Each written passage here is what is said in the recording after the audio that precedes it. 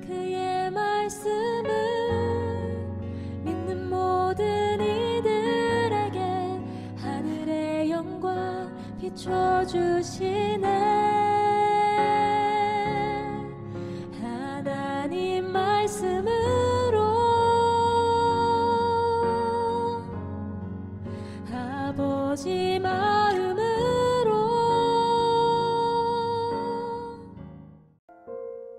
은혜와 긍휼을 구합니다. 하나님의 자비를 구합니다. 끝없는 주의 조건 없는 사랑을 구합니다. 죄를 이기고 사망을 꺾어버리신 주님의 권세와 권능을 구합니다. 빈자리가 되지 아니하도록 아버지 하나님의 거룩한 임재를 구합니다. 육신에 속지 아니하도록 하나님의 거룩한 성령을 구합니다. 아버지 하나님, 미혹당하지 아니하도록 주의 진리의 말씀을 구합니다. 하나님 아버지, 거짓된 숨결이 아니라 하나님의 참된 호흡을 구합니다. 우리의 마음의 문을 열고 주께서 우리들 가운데 들어오셔서 우리를 완전하게 용납하시고 아버지 하나님의 보좌 앞으로 저희들을 이끌어 주시옵소서. 이 예배를 통하여 하나님 만나는 복된 은혜가 있기를 소원하오니 그런 은혜 주실 예수님의 이름으로 기도드립니다. 아멘. 예수의 피는 나의 피입니다. 주님의 부활의 능력은 나의 부활의 능력입니다. 죄에 찢겨진 살은 나의 죄값으로 치러진 것이었기에 나의 죽음과 동일합니다. 내 안에 내가 살지 아니하고 주께서 사시는 것이 되셨사오니 이제 나로 온전하게 예수 그리스도를 닮게 하여 주시옵소서. 나의 삶의 모든 과정과 동기와 목적이 오로지 주님의 영광만을 추구하는 것이 되게 하여 주시옵소서. 예수님의 이름으로 기도드립니다. 아멘. 오늘 하나님께서 우리들에게 주시는 말씀은 발신자 하나님, 수신자 우리 모두 네 번째 시간입니다. 주시는 말씀은 요한계시록 3장 14절에서 22절입니다. 교독하고 마지막 절은 함께 봉독하겠습니다. 라오디게아 교회의 사자에게 편지하라. 아멘이시오, 충성되고 참된 증인이시오, 하나님의 창조의 근본이시니가 이르시되 내가 내 행위를 아노니 내가 차지도 아니하고 뜨겁지도 아니하도다. 내가 차든지 뜨겁든지 하기를 원하노라. 내가 이같이 미지근하여 뜨겁지도 아니하고 차지도 아니하니 내 입에서 너를 토하여 버리리라. 내가 말하기를 나는 부자라 부요하여 부족한 것이 없다 하나 내 곤고한 것과 가련한 것과 가난한 것과 눈먼 것과 벌거벗은 것을 알지 못하는도다. 내가 너를 권하노니 내게서 불로 연단하는 금을 사서 부요하게 하고 흰옷을 사서 입어 벌거벗은 수치를 보이지 않게 하고 안약을 사서 눈에 발라보게 하라. 무릇 내가 사랑하는 자를 책망하여 징계하노니 그러므로 내가 열심을 내라 되게 하기를. 볼지어다 내가 문 밖에 서서 두드리노니 누구든지 내 음성을 듣고 문을 열면 내가 그에게로 들어가 그와 더불어 먹고 그는 나와 더불어 먹으리라. 이기는 그에게는 내가 내 보좌에 함께 앉게 하여 주기를 내가 이기고 아버지 보좌에 함께 앉은 것과 같이 하리라. 함께 합니다. 귀 있는 자는 성령이 교회들에게 하시는 말씀을 들을지어다. 아멘. 만약에 교회와 성도가 세상에서 부귀영화를 다 움켜잡고 만사가 형통하고 승승장구하는 것을 경험하게 될 때에는 그런 교회는, 그런 성도는 하나님의 전능하심에 대해서, 하나님의 권세에 대해서 어렵지 않게 아주 쉽게 고백하게 될 것입니다. 신나서 고백하게 될 것입니다. 반대로 교회와 성도가 세상에서 부귀영화를 다 잃어버리고 만사 형통하지 않고 하는 일마다 족족 실패하고 망쳐버리고 또 극심한 고통을, 극심한 핍박을 당하게 된다고 한다면 그런 교회와 그런 성도는 하나님의 전능하심에 대해서, 하나님의 권세에 대해서 쉽게 고백하지 못하게 될 것입니다. 내가 잘 되면, 내가 기분이 좋으면 감사와 찬양이 흘러 넘치게 될 것이고, 내가 잘 되지 못하고 내 기분이 나쁘면, 나의 감정의 상태가 엉망이라고 한다면, 지금 내가 처하고 있는 환경이 만약에 무너져 내렸다고 한다면 그 사람은 하나님의 권세에 대해서, 하나님의 전능하심에 대해서 쉽게 고백하지 못하고 의심에 빠지게 될 것입니다. 좋은 일이 생기면은 때로는 많은 사람들은 나의 탓으로 돌리기도 하지만 나쁜 일이 생기면은 하나님의 탓으로 돌려버리게 되는 거죠. 일이 꼬이면 꼬일수록, 불행이 겹치면 겹칠수록 어려운 일이 더 어려워지면 어려워질수록 하나님 탓을 하면서 하나님의 권세에 대해서, 하나님의 전능하심에 대해서 잃어버리는 실수를 우리는 많이 하게 됩니다. 우리가 항상 이런 식이죠. 방금 전에 말했던 다양한 이런 사례들을 종합해 보면은 우리들의 삶의 기준이 과연 나에게 있는지 하나님에게 있는지 되물어보지 않을 수가 없게 되는 것입니다. 우리는 예수님의 정체성이 나의 기준이 되어야 됩니다. 하나님의 계획과 주님의 말씀과 주님의 성품이 나의 기준이 되어야 되는데 모든 기준은 그냥 나의 삶이 기준이 되고 나의 정체성이 기준이 되고 나의 현재의 상황이 내 삶을 이끌어가는 기준이 되는 그런 실수를 범하고 있습니다. 계시록의 시작 인사말에서 또 요한이 환상 가운데 임명을 받았을 때 첫 번째 표현했던 말씀이 무엇입니까? 예수님이 어떠한 분이었는지를 먼저 환상 가운데 다양한 표현과 비유와 상징과 이미지로 보여주고 나서 이 요한계시록의 말씀이 시작하지 않습니까? 주님의 모습이 첫 번째 출발이 되어야 된다. 예수님의 모습이 모든 것의 기준점이 되어야 한다. 그런 의도가 있습니다. 하나님의 모습, 예수님의 모습, 예수님의 정체성이 우리 성도들의 삶의 기준이 되기를 주님의 이름으로 축원합니다. 아멘. 소아시아 7교회 보내는 편지의 첫 절마다 반복되는 게 있죠. 표현만 달리하고 있지. 지금 7번째 교회까지 편지가 진행이 되었는데 각 교회 편지를 할 때마다 첫 번째 절마다 먼저 소개하는 것은 예수님은 이와 같은 분이다. 열쇠를 가진 분이다. 어떤 분이다. 어떤 분이다. 예수님의 모습에 대해서 먼저 소개를 하고 편지가 시작이 됩니다. 그 7가지 소개를 종합하면 이렇습니다. 예수님은, 하나님은 절대 권세를 가진 분이다. 그분은 전능하신 분이다. 이걸 먼저 도장 찍어 놓고 편지를 출발하는 겁니다. 기준점을 어디서 잡아야 되는지 명확하게 밝히고 있죠. 우리가 사도신경으로 신앙 고백할 때 이렇게 고백하지 않습니까? 나는 전능하신 하나님 천지의 창조주를 믿습니다 라고 먼저 고백을 하잖아요. 이게 성경의 시작점이에요. 하나님의 전능성에 대해서, 하나님의 창조주에 대해서, 쉽게 말하면 하나님의 절대 권세에 대해서, 절대 능력에 대해서 먼저 고백하고 창세기가 시작을 합니다. 우리의 신앙 고백도 그렇게 시작을 합니다.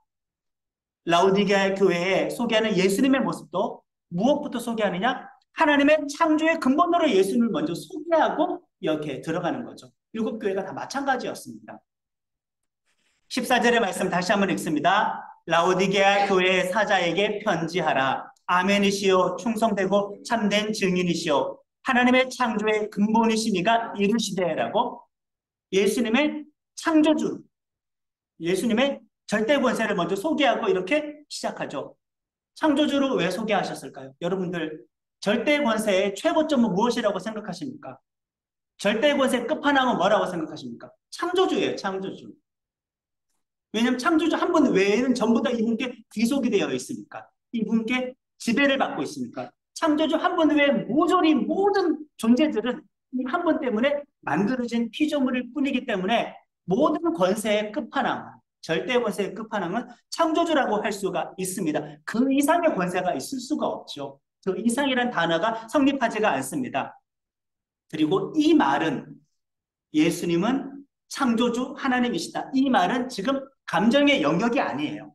이거 감정의 영역인가요? 기분의 영역인가요? 그렇지 않아요. 이거는 그냥 팩트예요. 사실이에요. 내 감정 때문에 흔들릴 것이 아니다. 이거죠. 기준점이 되어지는 겁니다. 내 마음의 상태에 따라서 우리의 감정은 변하겠지만은 이 팩트는, 이 사실은 변하지 않아요. 이 진리는 절대 변할 수가 없는 것입니다. 현대인들은 절대적인 권위와 권세를 인정하지 않고 그렇게 살아가고 있습니다. 그래서 현대의 종교인들은 점점점 사라지고 있습니다. 불신자가 많아지고 있죠. 우리는 하나님의 권세에 대한 경외감이 그렇게 사라지는 시대를 지금 살아가고 있습니다. 하나님의 절대 권세를 인정하지 않으면 하나님에 대한 경외감이 사라지죠. 하나님의 경외감이 사라지면은 신앙생활을 할 때 우리는 실패할 수밖에 없겠죠. 이기는 자가 못 되는 겁니다. 왜? 하나님을 두려워하지 않게 되니까 세상을 두려워하게 되어지는 거죠. 하나님의 절대 권세를 인정하지 않고 하나님을 경외하지 못하게 되면은 그 사람은 그런 빈 마음 상태로 유지될 수 있는 게 아니에요. 무엇이 들어찰까? 세상에 대한 두려움이 들어차게 될 수밖에 없다. 세상을 두려워하는 마음, 세상이 주는 그 공포감이 들어찰 수밖에 없어요. 하나님의 전능성을 인정하지 못하면, 하나님의 권세를 인정하지 못하면은 아버지 하나님의 그 절대 주권, 창조주의 주권을 인정하지 못하면은, 이 사실을 인정하지 못하면은 그냥 인정하지 않는 상태로 그대로 가는 게 아니라 세상이 주는 공포가 들어차게 됩니다. 또 세상을 두려워하는 마음이 들어찰 수밖에 없게 됩니다. 마태복음에도 나오는데 어떤 한 사람에게서 귀신을 쫓아버렸습니다. 근데 귀신이 쫓겨나갔다가 다닐 곳을 찾다가 쉴 곳을 얻지 못하고 자기가 처음 튕겨져 나갔던 그 사람에게 왔더니 그 사람의 마음이 자기는 쫓겨져 나왔는데 어떤 것으로 채워져 있지는 않아요. 하나님으로 채워져 있지는 않아요. 복음의 말씀으로 채워져 있지는 않아요. 어라, 나를 쫓아내놓고 아무것도 채우지는 않았네? 더 악한 귀신 7을 데려다가 그 사람에게 들어갔더니 그 사람의 나든 형편이 이전보다 더 악하게 되었다라는 그런 말씀이 있습니다. 우리가 하나님의 절대 권세로, 우리가 하나님의 절대 주권으로, 우리가 하나님의 전능하심에 대한 신앙 고백으로 나의 마음을 채우지 아니하면은 그 상태가 유지가 되는 게 아니라 세상이 주는 공포가 들어찬다. 또 세상에 대한 어떤 삶의 정황에 대한 두려움으로 우리의 마음은 들어찰 수밖에 없게 되는 겁니다. 비어있는 상태를 그대로 우리가 방치해서는 안 된다. 그 말이죠. 우리 지체들은 혹시 가위 눌러 보셨는지 모르겠습니다. 저는 제가 예수를 믿을 때 성령의 충만함을 처음 받고 은사를 처음 경험했었을 때 그 한 몇 달간은 미신을 섬겼던 불신자 가정에서 예수를 믿어서 그런지는 모르겠지만은 한 수개월간 수십 차례 가위 눌렸습니다. 뭐 가위 눌린 현상에 대해서 다양하게 진단을 하기는 하지만은 저희 개인적인 경험으로는 영적인 눌림으로 느낄 수밖에 없었습니다. 눈을 뜨고 있는 상태에서도 눌렸던 적이 많았고 너무 많이 눌리다 보니까 이제는 하루를 시작하는 그날 아침부터 느낌이 와요. 아, 오늘 저녁에, 오늘 밤에 잘 때 눌리겠네라는 예상이 될 정도로 그런 어떤 기분에 대해서, 상황에 대해서 익숙해지더라고요. 예배 전과 이후, 기도의 전과 이후, 교회 수련의 전과 이후, 교회에서 어떤 특별한 집회 이전과 이후면은 영락이 없이 거의 눌렸어요. 그러고 나니까 저는 판단할 수밖에 없는 게, 아, 이것은 영적인 공격이구나라고 느낄 수밖에 없었죠. 경험이 있는 분들은 아실 거예요. 눌렸을 때 첫 번째 드는 기분은, 아, 그냥 몸이 못 움직이네? 눈은 떠서 내 옆에서 왔다 갔다 다니는 사람들은 다 보이는데, 그러나 내 못 움직이네? 단순히 못 움직이는 것, 그게 기분 나쁜 게 아니라, 가위 눌렸을 때 가장 먼저 찾아오는 것은 극심한 공포감이, 두려움이라는 감정이 우리를 덮어버려요. 경험하신 분들은 아마 공감을 하실 겁니다. 그 현상 가운데 그런 마비 증상 속에서 우리에게 솟아나는 감정은 두려움이에요. 공포. 엄청나게 무섭다라는 겁니다. 그러면 저는 그때마다 기도를 하는 거죠. 느껴지는 감정이 진실이 아니라 예수님의 권세가 오히려 진실이니까 이 진실을 가지고, 이 사실을 가지고 느껴지는 감정을 오히려 극복해야겠다라는 의지적으로 이렇게 다짐을 하고 전쟁하듯이 기도를 하는 겁니다. 싸워서 짓밟아버리듯이 기도를 하는 겁니다.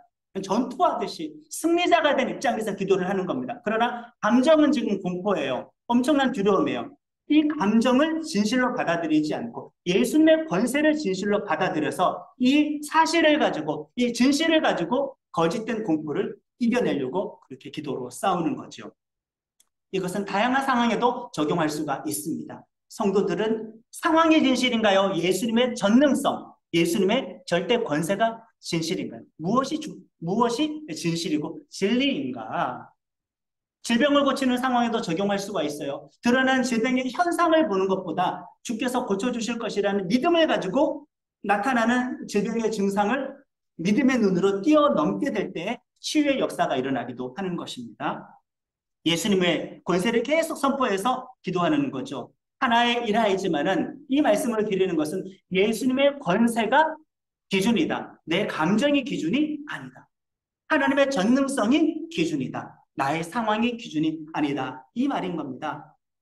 극심한 핍박과 고난을 당하는 7교회에 편지할 때마다 그 편지의 첫 절마다 왜 예수님의 권세에 대해서, 하나님의 권세에 있는 전능하심에 대한 그 속성을 먼저 이렇게 언급을 하고 시작하는지 그 이유를 아시겠죠? 성도들의 상황은 완전하게 예수님의 모습과 극단적으로 대비가 되는 핍박의 상황이니까 이 말씀을 먼저 하고 시작을 하는 겁니다. 몸과 마음으로 느껴지는 실제 감각보다도 예수님의 임재가, 예수님의 말씀이 더 실제라는 사실을 우리는 붙잡고 인생을 살아가야 될 줄 믿습니다. 이게 육적인 사람이 아니라 영적인 사람이 살아가는 삶의 방식입니다. 주목을 다 같이 해주시고, 이제는 제가 그만할 때까지 고백을 하는 거예요. 예수님의 절대 권세 잊지 않으리라. 창조주의 권세 잊지 않으리라. 시작. 예수님의 절대 권세 잊지 않으리라. 창조주의 권세 잊지 않으리라. 예수님의 절대 권세 잊지 않으리라. 창조주의 권세 잊지 않으리라. 조용히 소리쳐. 예수님의 절대 권세 잊지 않으리라. 창조주의 권세 절대 잊지 않으리라. 아멘이십니까? 이제 여러분들의 두 손을 가지고 가슴에 손을 올려보세요. 이제 아멘으로 크게 답하시는 겁니다. 모든 두려움은 예수 그리스도의 이름으로 사라질지어다. 이 정도 소리로 안 돼. 모든 두려움은 예수 그리스도의 이름으로 사라질지어다. 아멘. 소리를 강력하게 바랄 필요가 있습니다. 하나님의 창조의 근본이신 그 창조주 예수님께서 라오디게아 교회에게 지금 말씀을 하시는데, 7교회 가운데 이 라오디게아 교회는 칭찬 한마디도 없어요. 오로지 책망만 받은 그런 교회입니다. 그러나 라오디게아 교회와 그 성도들의 삶의 형편은 사실 그렇게 나쁘지는 않았어요. 의외이죠? 칭찬은 없고 책망만 받았는데 7교회 가운데 삶의 형편은 라오디게아 교회 성도들이 가장 좋았습니다. 왜? 이 지역은 상업도시였어요. 금융도시였어요. 또 의료도시였기 때문에 아주 부자 동네였습니다. 지금도 우리 집값이 높은 데가 있고 학군이 좋은 데가 있고 사람들이 선호하는 그런 어떤 아파트와 집이 있지 않습니까? 이 라오디게아는 7교회 가운데서 아주 부유했던 그런 지역이기도 했습니다. 상업이 활발하게 돌아갔죠. 고대이지만은 어느 정도의 은행 제도도 있었고 의료 학교가 있었고 약도 제조할 수 있는 그런 시설도 있었습니다. 주 17년과 주 60년에 이 소아시아 지역에 큰 지진이 2번 있었습니다. 7교회 중에 하나만 지진 당한 게 아니라 그 이때가 거의 무너진 지진이 크게 2차례 있었는데 그 지진 때문에 여러 도시가 재건이 되거나 이전해서 재건을 했었어요. 그럴 때마다 정부 재정이 필요했어요. 로마 제국의 재정을 통하여서 재건 사업이 이루어졌는데 이 라오디게아는 얼마나 부자였는지 로마 제국의 재정 지원이 없이도 스스로의 재정의 힘으로 재건할 수 있을 정도였습니다. 정말 말 그대로 부유한 그런 도시였죠. 그 부유함의 속성을 라오디게아 교회와 그 성도들도 그대로 가지고 있어요. 그 특징을 그대로 가지고 있어요. 재물을 추구하는 마음, 그 재물로 말미암아 방심하고 안심하는 마음, 저로 말미암아 교만한 상태를 이 교인들도 그대로 가지고 있었다. 이 말입니다. 17절의 말씀을 같이 읽겠습니다. 내가 말하기를 나는 부자라 부유하여 부족한 것이 없다 하나 내 곤고한 것과 가련한 것과 가난한 것과 눈먼 것과 벌거벗은 것을 알지 못하는도다. 아멘. 부자인데 가난하다라고 했습니다. 성도들은 사실 결핍이라는 단어를 좋아하진 않죠. 누군들 좋아하겠습니까? 근데 결핍이 하나님의 축복의 통로가 되는 거 아십니까? 은혜의 통로가 되는 거 아십니까? 결핍이라는 단어가 그 사람에게 새겨져 있을 때 그에게 하나님께서 기적적으로 역사를 하시는 거죠. 하나님을 의지하는 거죠. 결핍이라는 것에 우리가 익숙해져 있어야만 간절한 마음으로 겸손하게 하나님께 기도하겠죠. 하나님께 의지하겠죠. 넉넉한 삶이 오히려 세상적인 그 부유한 삶이 오히려 영적으로는 가난하게 만들었다. 결핍이 없는 그들의 그 부유함이 하나님에 대한 간절함을 사라지게 만들어버렸다. 그것입니다. 부족한 것은 전혀 없는데 그러나 우리 17절에 읽었던 말씀처럼 내적인 모습은 온통 가난해요. 헐벗었어요. 완전 반대가 되는 그런 표현입니다. 라오디게아 교인들이 보세요. 황제 숭배 똑같이 적용당하는 도시였죠. 똑같이 우상 숭배 때문에 갈등했던 지역이었죠. 유대인들의 그 핍박도 동일했었죠. 그런데 이상하게 왜 이 라오디게아 교회 교인들은 크게 가난해지지 않았을까? 황제 숭배와 충돌했을 텐데 다양한 우상 숭배, 직업조합의 우상 숭배와 충돌했을 텐데 유대인들의 견제와 박해가 있었을 텐데 어떻게 이 교인들은 가난해지지 않고 부를 유지할 수 있었을까? 그 말은 믿음대로 살지 않았기 때문에 가능한 것이죠. 세상 가문이 타협했기 때문에 가능한 것이었습니다. 라오디게아 교회에 완전 반대되는 교회 하나 있죠. 거기는 칭찬만 받은 교회입니다. 서머나 교회. 서머나 교회는 가난하다고 했는데 실상은 부유한 자라 그런 칭찬을 받았잖아요. 완전 반대이지 않습니까? 부자인데 가난하고 헐벗었다라고 그렇게 책망을 받았고, 서머나 교회에는 가난하지만 경제적으로 궁핍하지만 하나님께는 실상 부유한 자다라고 이렇게 칭찬을 받았습니다. 영적으로 부유한 것이 진짜 부유한 것이다. 이게 성경의 가치관, 이게 믿는 사람이 간직해야 될 가치관입니다. 참된 부유는 돈이 아니라 주님을 소유하는 것, 하나님을 잃지 않는 것, 하나님의 마음에 합당한 사람으로 인정받는 것이, 하나님의 상급을 약속받는 것이, 이것이 참된 부유다, 그 뜻이죠. 성도들이 가지고 있는 부의 개념은 과연 무엇입니까? 외적인 부입니까? 내적인 부입니까? 부모가 자녀를 양육하면서 너무 돈 거리면은 그 아이에게, 그 자녀에게 잘못된 가치관을 심어놓겠죠. 아, 이 세상에서 절대적인 가치는 돈이구나, 돈이구나, 돈이구나. 우리가 불의한 재물로 친구를 사귈 지혜는 가르치더라도 돈이 우상이 되도록 교육하지는 말아야 하겠습니다. 라오디게의 교인들은 믿음 생활하면서 포기하는 것, 희생한 것이 없었어요. 그러니까 잃을 것도 없게 되는 거죠. 그렇다고 교회를 떠난 건 아니에요. 하나님을 완전하게 등진 건 아니에요. 양다리 신앙입니다. 하나님과 세상을 겸하여 섬기고, 하나님과 우상을 겸하여 섬기고, 하나님과 재물을 겸하여 섬기고, 타협할 것 다 타협하는 겁니다. 결단은 전혀 없습니다. 양다리예요. 또 때로는 기회주의자이기도 해요. 세상의 부귀영화도 누리고 싶고 영생도 얻고 싶고, 세상에서도 떵떵거리며 살고 싶고 천국 백성으로서도 영원히 살고 싶고, 이 두 개 다 가져야 되는데, 두 개를 다 가지려면 적당한 타협이 돼야 되겠죠. 우상도 섬기고 황제 숭배도 하고 성적으로 문란을 해도 되고, 그 직업조합의 우상 숭배 자리에 참석하기도 해야 되고, 세상의 가치관을 버리지 않고 가치관대로 살아가고 하나님도 표면적으로 믿는 이런 양날의 신앙이 라오디게 교회 성도들의 믿음의 상태였던 것입니다. 결단이 없는 신앙생활을 하고 있죠. 14절의 말씀을 같이 읽습니다. 라오디게아 교회의 사자에게 편지하라. 아멘이시오, 충성되고 참된 증인이시오, 하나님의 창조의 근본이시니가 이르시되. 아멘. 처음 예수님을 소개할 때 왜 이렇게 소개했을까요? 아멘이시오, 충성되고 참된 증인이다. 왜 이렇게 소개했을까요? 라오디게아 교회 교인들과 반대되는 모습으로 예수님을 이렇게 소개하는 겁니다. 그 말은 너희들은 아멘하지 못한다, 예스하지 못한다, 순종하지 못한다, 너희들은 충성된 증인이 아니다, 그러나 예수님은 이런 분이다라고 소개를 하는 겁니다. 저는 가끔 이런 생각을 해봅니다. 하나님의 사역자들이 만약에 세상의 비난과 조롱을 받고 사역의 전망과 열매도 어려운 이 시대를 지금 살아가고 있는데, 만약에 하나님의 사역자들이 물질적으로 아주 부유하게 되었을 때, 정말 물질적으로 많이 부유하게 되었을 때, 이런 세상의 어두운 전망 속에서, 비난과 조롱 속에서도 과연 사역을 이어갈까? 이어갈 사람이 얼마나 있을까? 아니면은 잘 풀리는 세상으로 그냥 나아가게 될까? 그런 생각을 가끔 해보게 됩니다. 부족함이 전혀 없는 세상 여유로운 삶을 살면은, 과연 그 사람들이 그 결핍 없는 삶을 살면은 그 부유함이 영적인 부유함을 지켜줄까? 아니면 오히려 영적으로는 가난하게 만들어버릴까? 그런 생각을 한번 해봅니다. 과거에 제가 어느 날 꿈을 꾼 적이 있는데, 꿈속에서 로또 1등에 당첨된 적이 있습니다. 그 꿈이 너무나 선명해가지고 꿈속에서 번호까지도 제가 다 기억이 나요. 번호 하여튼 번호까지 다 기억이 나서 수억을 제 손에 잡게 되는 꿈을 꿨는데, 현실은 아니고 꿈속에서의 제 그냥 감정의 상태입니다. 제 마음의 상태.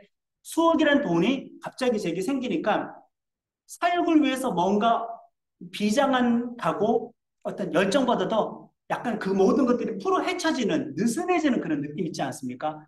그 마음이 확 생기더라고요. 그러면 꿈속에서 와, 내가 이 돈을 받게 되면 사역을 안 할 수도 있겠구나. 그리고 꿈에 깼는데 번호는 기억했어요. 로또를 사지는 않았습니다. 물론 산다고 해서 될 것은 아니었지만은, 물론 하나님의 영광만을 위해서 살 사람이라고 한다면은 하나님께서 재정적인 은사를 주셔서 그 재정의 은사를 통해서 하나님께 영광 돌리게 해주시겠죠. 그러나 하나님께 영광을 돌리지 못할 사람이라고 한다면은 그 재정의 은사를 주었을 때 이것은 은사가 아니라 타락의 길로 빠뜨리는 장애물이 될 것입니다. 모든 성도들이 재정적인 은사가 다 있기를 바라지만, 우선적으로는 하나님의 영광을 위해서 살겠다는 다짐이 있어야 될 줄로 믿습니다. 이렇게 책망을 하시는 이유가 있죠. 예수님께서 이들을 책망하시는데 15절과 16절의 말씀을 같이 읽겠습니다. 내가 내 행위를 아노니 내가 차지도 아니하고 뜨겁지도 아니하도다. 내가 차든지 뜨겁든지 하기를 원하노라. 내가 이같이 미지근하여 뜨겁지도 아니하고 차지도 아니하니 내 입에서 너를 토하여 버리리라. 아멘. 이게 라오디게아 교회 성도의 상태예요. 믿음이 없는 것도 아니고 있는 것도 아니고 하나님만 섬기는 것도 아니고 섬기는 것도 아니고 한다 이거죠. 중간지대에 머물러 있는 사람입니다. 이 표현이 얼마나 적절한지 라오디게아 지역은 부유한 도시였는데 상대적으로 물은 많이 부족한 도시였어요. 그래서 약간 위쪽에 있는 10km 정도 떨어져 있는 히에라볼리라는 지역에서 온천수를 공급받았습니다. 석회 온천수였어요. 지금 아마 여러분들이 튀르키예 성지순례를 가면은 파무칼레라는 지역이 그 지역입니다. 그 배관의 흔적이 아직도 남아 있습니다. 한 10km 정도 그 배관을 타고 온천수를 공급받았고 아래쪽에 있는 굴로세 도시로부터는 배관을 통해서 찬 지하수를 공급받아서 이 물 부족을 해결했던 그런 도시였습니다. 이렇게 관수 시설을 할 수 있었던 것도 도시가 부유했기 때문에 가능한 것이겠죠. 근데 이 히에라볼리에서 뜨거운 온천수가 배관을 타고 가지만 10km를 타고 쭉 가서 라오디게아 지역에서 샘솟아 나왔을 때에는 뜨거운 물도 아니고 찬물도 아니고 그냥 미지근한 상태가 되어버리는 그런 지역이었습니다. 보시면은 맨 왼쪽 위의 사진이 히에라볼리 그 고산지대에 있는 도시고 오른쪽 위쪽이 그 파무칼레 석회 온천수가 나오는 그 지역이고 아래쪽에 있는 두 개의 장의 사진이 그 로마 제국 시대의 배관의 흔적인 겁니다. 이렇게 너희들의 믿음의 상태는 뜨거운 게 아니라 차가운 것도 아니고 우리는 보통 뜨거운 건 칭찬, 차가운 것은 그냥 혼날 일이지 이 중간에 머무는 것은 혼날 일이 아니라고 생각하지 않습니까? 근데 주님은 이것을 토하여 버리겠다고 했어요. 이건 아예 그냥 차가운 것과 마찬가지다 이거죠. 불신자 취급을 해버리는 겁니다. 그냥 심판받는 불신자가 되어지는 거죠. 영생을 얻지 못하는 신자가 되는 겁니다. 하나님과 세상을 내가 동시에 섬기겠다라고 하는 양날의 신앙은 통하지 않는다. 구원도 받고 싶고 영생도 받고 싶고 세상 부함을 추구하기 위하여서 우상 숭배적인 그런 죄 짓는 방법도 똑같이 선택해서 살아가는 것은 성립할 수가 없다. 그것은 그냥 불신자, 우상 숭배자, 심판받는 자와 마찬가지다라고 소화해 버린다고 했습니다. 우리들의 신앙은 결단을 추구합니까? 적당한 것을 추구합니까? 적당한 정도에 머물다가는 오히려 온전함을 잃게 될 뿐입니다. 세상 성공을 위해서 사업을 최선을 다해야 되죠. 왜? 직업도 성직이니까. 그러나 그 직업의 성공을 위해서 우상 숭배를 선택한다면, 죄 짓는 방법을 선택한다면 그 직업은 성직이 아니라 죄악의 통로가 될 뿐입니다. 어떤 분들은 어떤 책임과 의무, 봉사의 직분을 걸어두는 것이 안전하기도 합니다. 나의 의지로 안 되면 강제적인 방법을 통해서라도 은혜의 자리를 유지할 수 있으니까 억지로라도 직분을 맡는 것이 세상으로 아예 가는 것보다 좋은 방법이긴 하지만 자발적으로 직분을 감당하는 게 훨씬 이상적이기는 하겠죠. 우리들의 믿음은 이렇게 중간지대를 추구해서는 안 된다. 결단해야 된다. 믿음의 적정선은 없고 믿음의 온전함만 있을 뿐이다. 미지근한 상태, 성장이 없는 상태에는 버려질 위험이 있다. 구원으로부터 이탈될 위험이 있다. 장성한 분량에 이르기 위해서 우리는 힘써야 하는 겁니다. 이렇게 혼내시는 것도, 이렇게 책망하시는 것도 하나님은 사랑해서라는 거 알고 계시죠? 18절 말씀 같이 읽겠습니다. 내가 너를 권하노니 내게서 불로 연단한 금을 사서 부유하게 하고 흰옷을 사서 입어 벌거벗은 수치를 보이지 않게 하고 안약을 사서 눈에 발라 보게 하라. 세상적인 부가 아니라 불로 연단한 금을 사서 부유하라고요. 이미 부자들인데 금을 사서 부유하래요. 이것은 영적인 부자가 되라는 그 말입니다. 그런데 왜 불로 연단한다는 표현을 썼을까? 영적인 부자가 되기 위해서는 세상의 고통을 감내해야 되기 때문에 연단의 과정이 있어야 되기 때문에 연단의 과정을 감수하라는 뜻으로 불로 연단한 금을 사라고 했습니다. 또 이 의미는 연단의 과정은 불순물을 제거하는 것이니까 죄를 정리해라. 거룩한 삶을 가라. 순결하게 살아가려고 그렇게 권면하는 겁니다. 참된 부는 이렇게 재련의 고통이 따른다는 거죠. 흰 옷을 사입으라는 것도 마찬가지입니다. 거룩한 행실을 입으라는 거죠. 그러니까 라오디게아 교회 형편을 아시겠죠? 그렇지 못했다. 아멘하지 못했다. 아멘도 아니고 노멘도 아니고 이도저도 아닌 겁니다. 그리고 세상의 관점이 아닌 하나님의 관점으로 살아가라. 세상 부가 진짜 부의 관점이 아니다. 하나님의 시각으로 영적인 안목을 가지고 살아가라. 그러니까 제발 눈에 안약을 발라서 눈떠라라고 이렇게 비유를 쓰신 겁니다. 이게 라오디게아 교인들에게 쉽게 알아들을 수 있는 표현이었어요. 라오디게아가 의료도시라고 했죠. 당시에 유명한 의료 대학이 있었습니다. 아주 유명한 안과 의사가 있었고 그 제조했던 안약이 유명했었기 때문에 그걸 빗대어서 지금 안약 사서 눈에 발라라 이거죠. 영안을 뜨라 이거. 제발 믿음의 눈을 뜨라 이거죠. 관점이 다른 겁니다. 지금 라오디게아 교인들에게 책망을 하고 권면을 계속하는 것은 회개하라. 제발 회개하라 그 뜻이죠. 19절의 말씀 같이 합니다. 물은 내가 사랑하는 자를 책망하여 징계하노니 그러므로 내가 열심을 내라. 회개하라. 목적은 사랑 때문이다. 구원 때문이다. 20절과 21절의 말씀을 이어서 읽겠습니다. 볼지어다 내가 문 밖에 서서 두드리노니 누구든지 내 음성을 듣고 문을 열면 내가 그에게로 들어가 그와 더불어 먹고 그는 나와 더불어 먹으리라. 이기는 그에게는 내가 내 보좌와 함께 앉게 하여 주기를 내가 이기고 아버지 보좌에 함께 앉은 것과 같이 하리라. 아멘. 잘 보세요. 20절의 이 말씀을 문맥을 따라서 해석을 하면은 불신자에게 전도하기 위해서 전도 쪽지에 기록해야 될 불신자 전도용 구절입니까? 지금 성도들에게 회개하라고 주신 말씀입니까? 일단은 20절의 이 말씀을 우리가 그냥 전도할 때 자주 쓰기는 하지만 물론 그렇게 적용을 할 수도 있으나 1차적으로는 지금 불신자 전도를 위한 구절은 아니라 성도들 보고 회개하라고 주시는 그 말씀입니다. 교회 안에 들어와 있음에도 불구하고 하나님이 그의 마음속에 거하지 않는 사람이 있을 수도 있다 이거예요. 또 거기다가 떠나가실 수도 있다 이거예요. 성도로 교회 안에 와 있지만은 하나님을 마음속에 깊이 영접하지 않는 사람이 있을 수도 있다. 문 밖에 세워둘 수도 있다 이것입니다. 이거는 지금 신자에게 하는 그 말입니다. 이렇게 일곱 교회의 모든 내용은 지금 불신자에게 하는 말이 아니라 교회에게 하는 말이죠. 교회 왔다고 해서 모두가 100% 참된 신자 그 자체는 아니구나. 여기에 등장하는 일곱 교회에 등장하는 모든 책망과 권면은 지금 성도에게 말 그대로 교회에 보낸 편지입니다. 예수님을 제대로 영접하지 않는 성도가 될 수도 있다. 교회 다니지만 회개가 없다면 예수님을 제대로 영접한 건 아니다. 교회 다니지만은 세상의 가치관과 세상의 안목, 세상 부의 기준을 가지고 양다리 신앙을 살아가게 되었을 때는 그것은 신자가 아니다. 이 뜻입니다. 자, 여기서 예수님 방문하겠다고 했잖아요. 이거는 나중에 재림의 때, 종말과 심판의 때에 너가 회개하면 방문하겠다는 게 아니라 지금 현재 방문하겠다. 그 뜻인 거지요.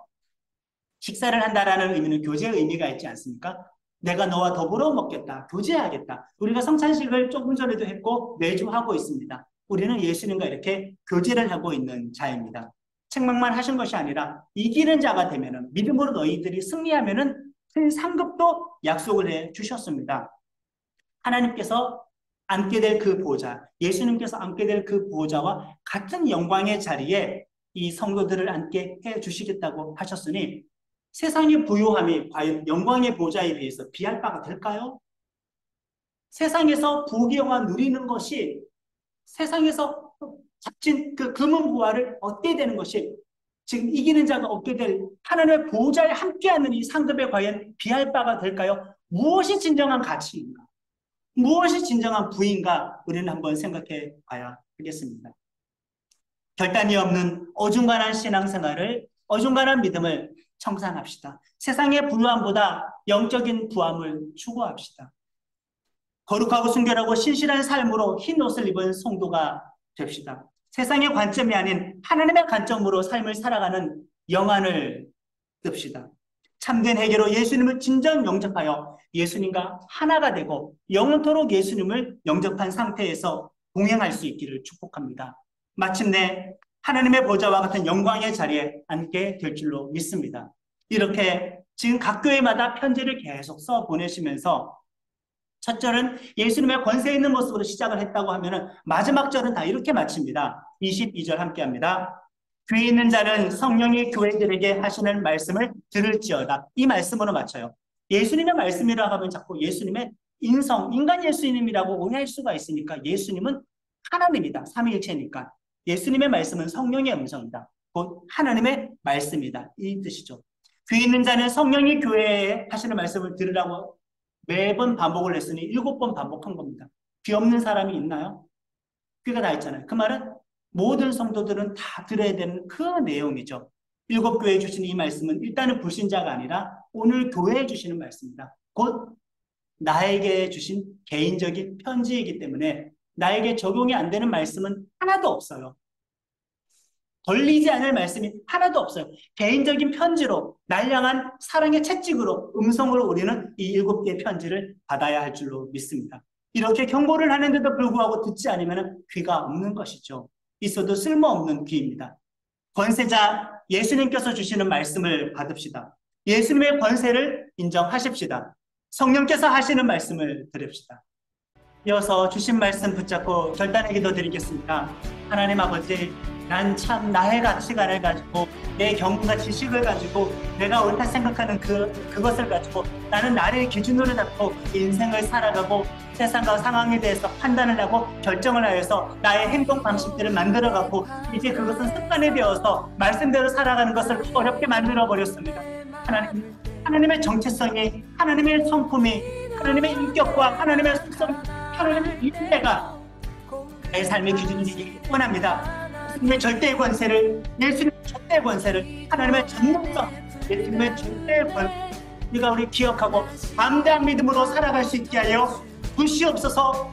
세상에 대해서 두려워하고 세상에 두려움에 휩쓸려고 했던 이 모든 두려움, 이 거짓된 두려움, 이 감각의 거짓들을 우리가 극복해버리고 사실, 진리, 진직인 예수님의 절대 권세와 절대 권능을 가지고 담대하게 승리하면서 살아가는 나를 하여 주시옵소서. 우리가 결핍을 쓰고하지만 결핍으로 우리가 하지만은 결핍으로 우리가 시험에 들지 아니하고 도리어 그 결핍 이용하여 결핍이 통로가 되어서 하나님께 집중해서 하나님으로만 충만할 수 있도록 하나님의 충만을 추구하는 그런 삶 살게 하여 주시옵소서. 선택과 결단이 없는 미지근한 신앙을 청산하고 하나님만 선택하게 하소서. 회개가 없는 성도가 아닌 회개하는 성도가 되게 하여 주시옵소서. 기회주의자가 아니라 양다리 신앙이 아니라 미지근한 신앙이 아니라 하나님 아버지 적정한 선을 유지하는 신앙이 아니라 믿음의 온전함을 선택하게 하시고 믿음의 장성한 분량에 도달하게 하여 주시옵소서. 영적으로 훈련하고 영적인 시력을 갖추며 거룩한 삶을 살 수 있기를 원합니다. 우리의 마음의 문을 열어서 주님을 영접하여 먹고 마시고 함께 더불어 사는 친밀한 교제의 삶을 살아갈 수 있도록 하나님 주신 말씀 받는 모든 성도 동행의 은혜는 교제의 은혜를 허락하여 주시옵소서. 우리는 성령께서 나에게 하시는 말씀 듣기를 원합니다. 이 모든 것은 날 향한 사랑의 편지인 것을 받고 위로의 말씀인 것을 받고 격려와 책망의 교훈의 말씀인 것을 받기를 원합니다. 내게 주신 하나님의 말씀을 듣기를 원합니다. 불신자에게 준 말씀이 아니라 교회에게 준 말씀이고 나에게 준 말씀이고 이 애매한 하나님의 음성을 들어 나의 삶이 주께서 기뻐하시는 믿음의 삶 되어 믿음의 열매를 맺을 수 있도록 주장하여 주시옵소서. 감사드리며 이 모든 말씀 예수님의 이름으로 기도드립니다. 아멘. 하나님 아버지의 사랑과 예수님의 은혜와 성령님의 감동 감화 역사하심이 성령께서 나에게 하시는 말씀을 듣기로 결단하고 이기는 자가 되어 영원한 상급 누리기를 소망하는 나는교회 지체들에게 지금부터 영원토록 함께하여 주시기를 간절히 축원하옵나이다. 아멘. 그의 말씀은 믿는 모든 이들에게 하늘의 영광 비춰주시